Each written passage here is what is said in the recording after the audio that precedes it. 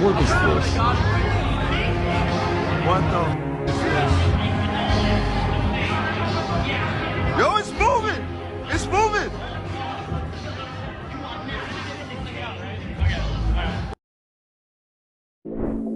Graphene is my best bet for the next disruptive technology.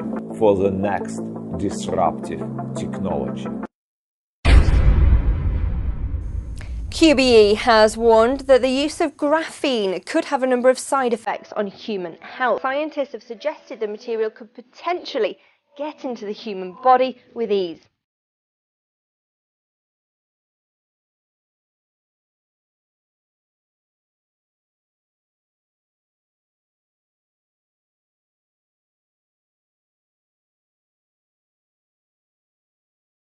Is putting in the gel. This is dispensing this gel that has graphene oxide. Why I'm doing this? Why a citizen should be doing this in Canada? Isn't this a job for Health Canada? Things are dangerous. This is unacceptable. I want them to tell them if they are watching this, they will be accountable.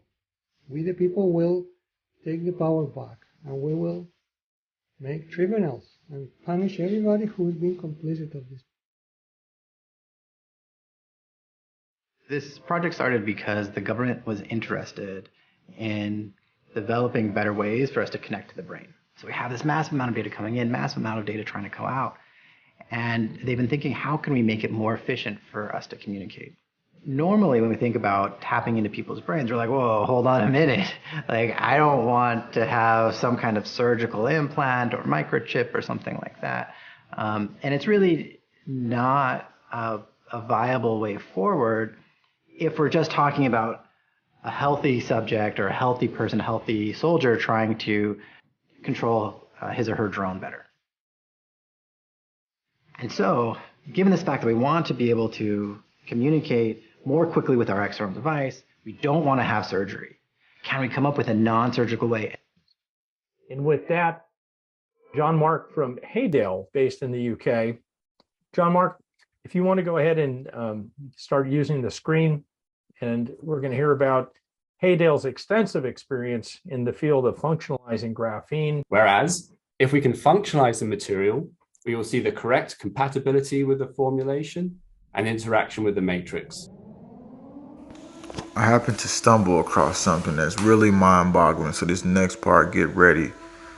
I was looking up this whole thing with graphene, and guess what I found? Check this out. Plasmons and demons in graphene. Hot chicken and turkey fish is even deeper than we thought. Let me read you more of it. It says, besides the higher frequency mode, which is familiar plasmon, which is basically quantum light of the optical light, graphene should support a lower frequency mode, which is variously referred to as the sound acoustic plasma and energy wave, as we prefer the demon.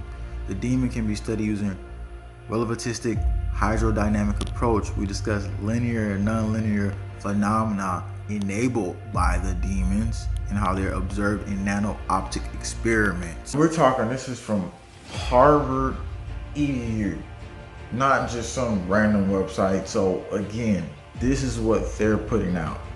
And they symbolically show Greta Thunberg on one of the magazines with black goo on her face. Looks just like graphene. Why would they do that?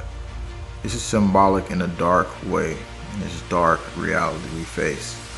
And there's gonna be more cleansing needed than just detox. They're also using plasma frequencies to make it more impermeable and more basically submerging. We'll show you that. These machines are developed, ready for high volume manufacturing. You can see in the final cut of this video, we have a high volume, stable plasma consistently treating graphene and functionalizing the surface. The vial on the left demonstrates the graphene challenge well. Now, industry have been working with this, overcoming it either with high loading, additives such as surfactants, high shear mixing, and other methods. These all increase costs in manufacturing and impact on quality. On the right is the same material, same amount, treated with our HT60 lab scale reactor. This is less power than the kettle. Now, this is the required functional groups that want to interact with the matrix. Thus, the property of graphene is unlocked. Functionalized powder supplier. The graphene challenge requires more of a wider scope of understanding. DARPA calls it transhumanism, military transhumanism. But in an interesting way, this is actually part and parcel of the whole movement towards robotics. It's not only making individual warfighters comfortable with robots, it's this idea of coupling man and machine and merging humans and machine.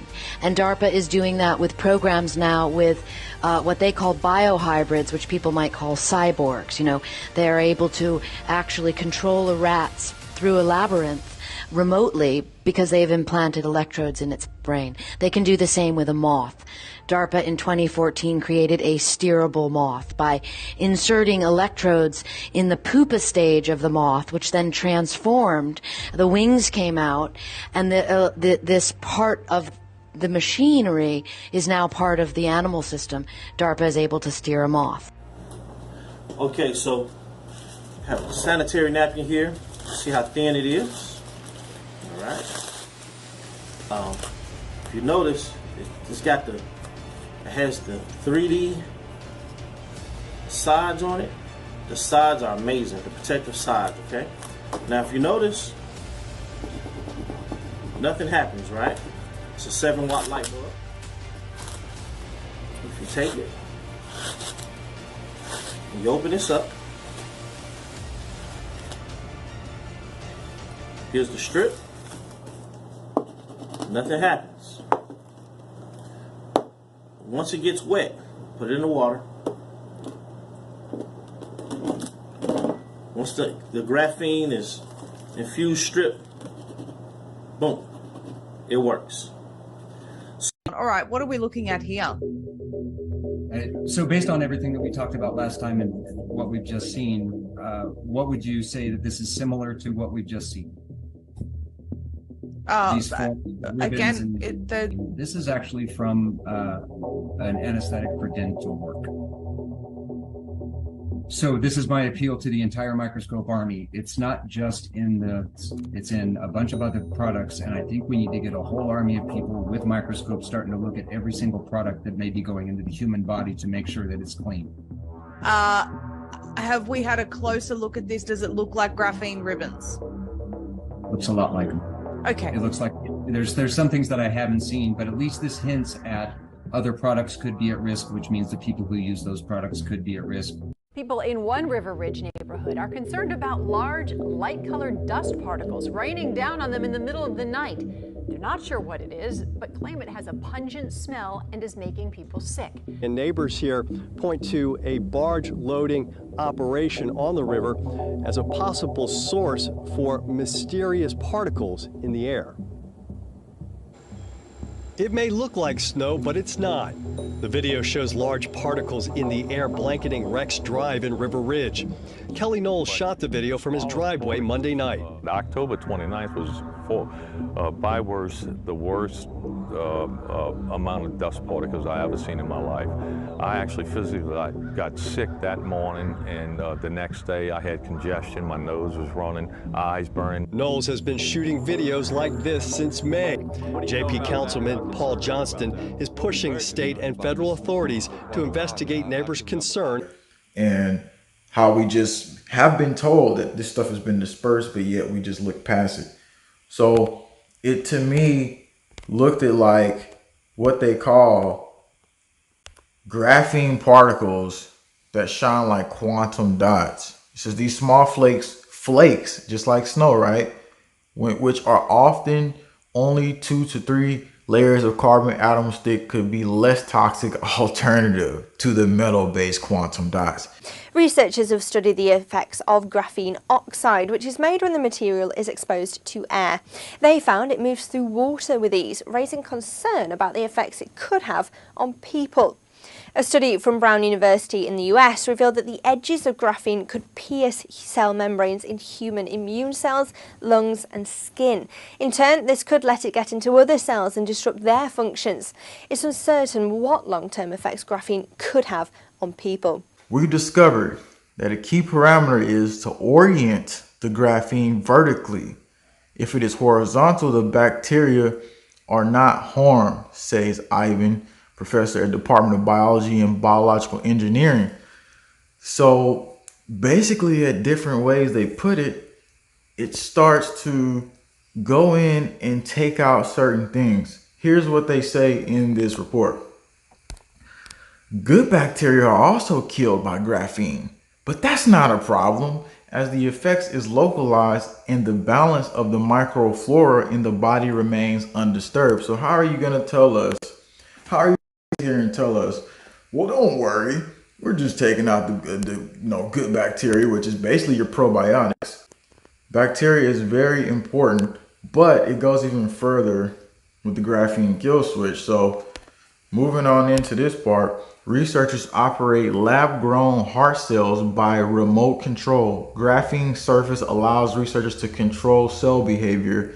Researchers have developed a technique that allows them to speed up or slow down a human heart cell growing in a dish on command by simply shining a light on them and varying its intensity. The cells are grown in graphene, which converts the light to electricity, providing a more realistic environment in standard plastic glass lab. Here's the information to the detox, which we told you. And this video was banned.